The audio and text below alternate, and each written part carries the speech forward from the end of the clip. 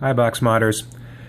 So a few people in the group have actually done this already, where they've connected an Ego board to a MOSFET setup, and a lot of other people have asked about it.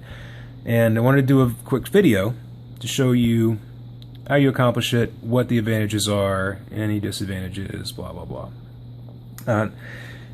One thing that I wanted to get across is you can do this with a series setup. Ego boards are obviously designed for single battery mods, so using them in parallel is the most straightforward thing to do. But you can do this with a series setup, and that's what I have going here. So the first thing we want to talk about, probably get this out of the way, is how to connect the board. Now this is more than a standard Ego board. This is a variable voltage board. I've got this whole regulator screen setup thing on here, but this little guy right here is the standard Ego board, and I have one sitting right here, and I'm going to get it focused. So we have the switch, and this is where you're going to control everything with this switch. So if you want to run a different switch, you're going to have to solder to the connection points on this switch. You can take this switch, you can desolder the switch, and then solder onto the pads, or solder it on top of the switch. However you want to do it. Okay. Now, how do we wire it up? Well, let's see. We have B plus and B minus. And for those of you who are usually getting D pluses and D minuses, this is battery positive and battery negative.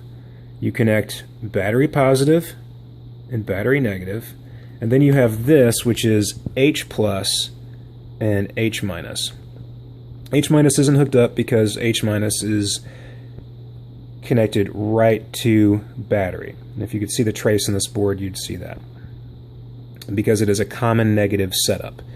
So all you have to do is take H plus and connect it to your MOSFET gate, because this would go to the output, the 510 positive on an Ego board. And that's it. You connect this to the MOSFET gate, and then you have, boom, what you have here.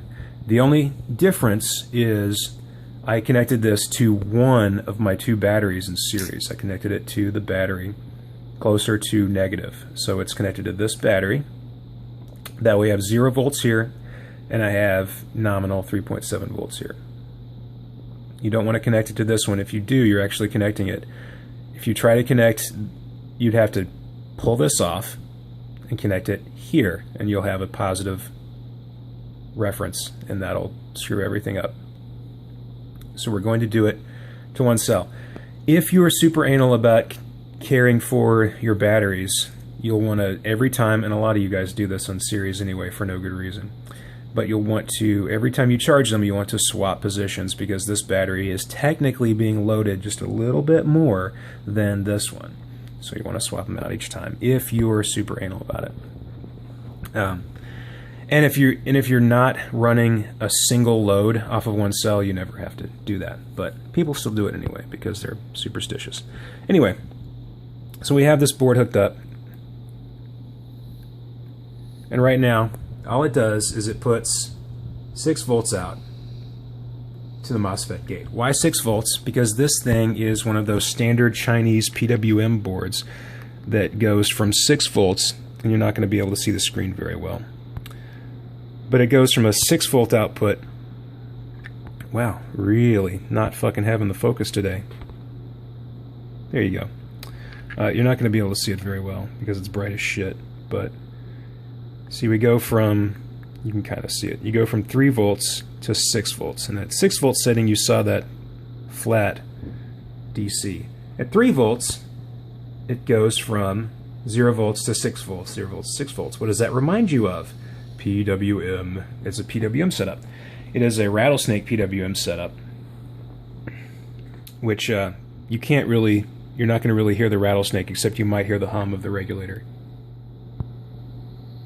But it doesn't come over very well. Now you can see the screen pretty well. It's got a little battery indicator thing. It has a puff counter. That's what that thing is. That's a puff counter, just counting away at the puffs. That's outstanding. So you can have a Series MOSFET mod with a fucking puff counter. Good for you. So this is